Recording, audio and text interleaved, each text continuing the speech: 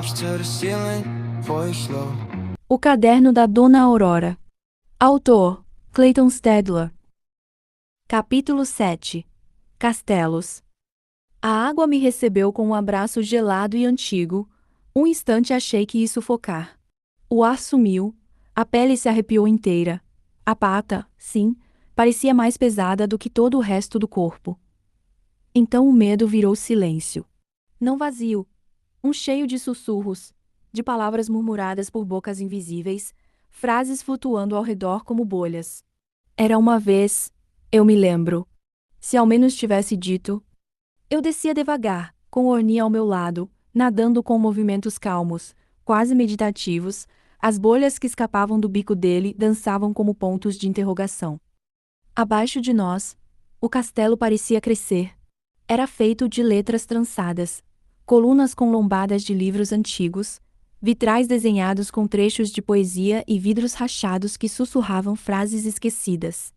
As paredes não tinham pedras, mas papel molhado, caligrafia desbotada, tinta correndo em filetes azulados. Toquei uma delas e senti um arrepio subir pelo braço. Era como encostar numa memória que não era minha. Orni virou-se devagar. Seus olhos refletiam palavras que eu não conseguia ler. Aqui. As histórias esquecidas dormem. Nadamos por um arco feito de vírgulas partidas. Dentro, havia uma sala iluminada por fungos. Eles brilhavam com luzes diversificadas, às vezes azuis, depois rosa, verde. O chão era areia misturada com pedaços de frases, e cada passo fazia surgir pequenos sons, risos, soluços e orações. Onde estamos? Sussurrei, mesmo sabendo que debaixo d'água talvez ninguém ouvisse. Mas Orni ouviu, sempre ouvia. Você está no coração da aurora. O lugar onde as histórias inacabadas esperam. Ele me olhou. Mas cuidado. Quanto mais fundo, mais você esquece. Esquece o quê? Ele não explicou mais. Não precisava, meu corpo já sabia. Meus pés, ou patas, deixavam rastros no chão de areia, mas sumiam logo depois. As palavras vinham à mente e evaporavam antes de virar frase. Tentei lembrar o nome da minha escola, da rua onde morava, do cheiro da comida da minha mãe. Nada. Senti o desespero morder, minha cabeça doeu. Mas continuei. Chegamos a uma escadaria que subia dentro da água, feita de páginas dobradas. Cada degrau murmurava uma frase incompleta. Passei por um. Ela nunca soube que ele, depois outro. No fim, tudo que restou foi tudo errado. No topo, uma porta, gigante, feita de madeira com entalhes de alfabetos inteiros, línguas misturadas, símbolos vivos. Ela parecia antiga demais para aquele lugar, ou antiga demais para mim. Antes que eu perguntasse, Orni estendeu a pata e se abriu sozinha, com um som grave como um livro sendo fechado depois de anos. Do outro lado, o impossível, uma biblioteca submersa. Estantes flutuavam como medusas. Livros nadavam entre colunas. Alguns abriam as páginas devagar, outros riam baixinho. O som era abafado, como se todas as histórias falassem ao mesmo tempo, mas com medo de acordar alguém. E no centro, uma cadeira vazia, diante dela, um espelho. Vá, Orni disse mais sério. Precisa ver o que está esquecendo. Dei um passo. O chão parecia se esticar e respirar. Cada metro exigia mais do meu corpo. A água ao redor ficava densa, espessa, como se eu atravessasse um sonho pesado demais. Aproximei-me do espelho e vi. Não era bem o meu rosto, era um meio-rosto. Um lado ainda menino, o outro, felino.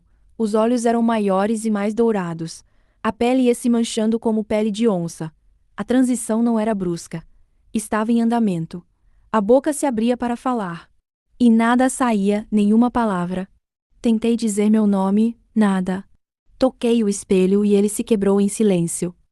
Na rachadura, uma única palavra surgiu, escrita como se tivesse sido arranhada com garras. Volte. Mas para onde? Virei-me para Orni. O que isso significa?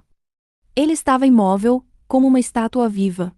Significa que você precisa decidir, continuar escrevendo desejos. Ou descobrir a verdade sobre esse mundo ou outro. E se eu esquecer tudo? Perguntei, sentindo o pavor crescer. Então será só mais um bicho. Ele disse, como tantos aqui. O castelo tremia levemente, um livro flutuante passou por mim e sussurrou: tudo começa com o que esquecemos. E então entendi. Esse lugar era belo, estranho e perigoso, porque quanto mais a gente se encantava, mais a gente deixava de ser quem era. Olhei para minha mão, a pata. Ela tremia, mas, por um instante, parecia humana de novo. Talvez ainda houvesse tempo. Talvez ainda houvesse caminho. Orne apontou para uma passagem estreita, feita de páginas costuradas como tecido. Lá, a próxima resposta. Mas cuidado. Há palavras que, uma vez lidas, não podem ser esquecidas. Respirei fundo. Avancei. Mas Orne estava parado. Você vem? Não. Essa é sua jornada. Nem todos temos, ou pertencemos, ao mesmo lugar. O que serve para você, muitas das vezes não serve para mim, e vice-versa. Ele era sábio, faria falta, não pela resposta que dava, mas pelo silêncio que sabia guardar. Ainda assim, era a minha jornada. Então avancei. O corredor me esperava. Um fio de luz costurado em papel. Cada passo rangia baixo, como se as palavras sob meus pés reclamassem. O ar tinha cheiro de tinta antiga e de algo novo, quase esperança. Olhei para trás. Orni ainda estava lá, firme, a asa dobrada junto ao corpo. Não dizia nada, mas o olhar dele era um abraço. Dei mais um passo. O som ecoou. A passagem se estreitava, e as páginas, antes lisas, começaram a se mover, respirando. Olhei de novo. Ele ainda estava lá, menor agora, mas inteiro. Mais um passo.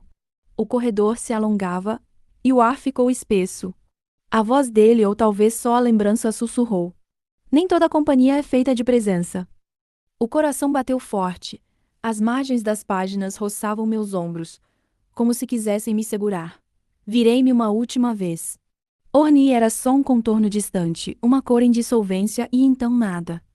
Entendi, tarde demais, que algumas despedidas não pedem palavras, apenas coragem.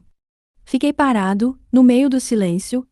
Não havia vento, nem som, apenas o eco do meu próprio passo. Senti o medo inteiro, do tamanho que ele realmente tem, mas também percebi. Havia espaço. Espaço para a escolha, para o erro, para o que ainda podia ser lembrado.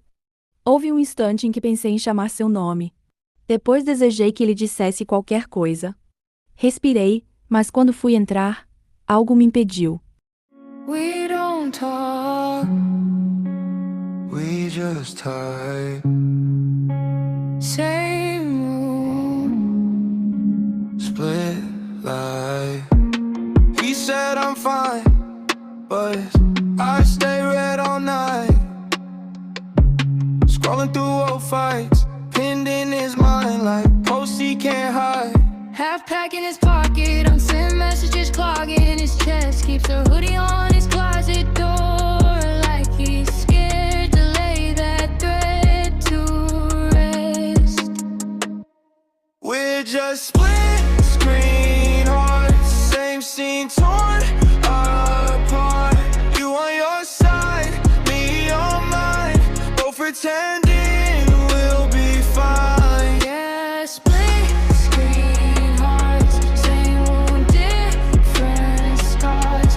We keep watching from afar, like we don't know who we are. She laughs in the hallway, too loud. Comes home and the sound cuts out. Mascara on her makeup.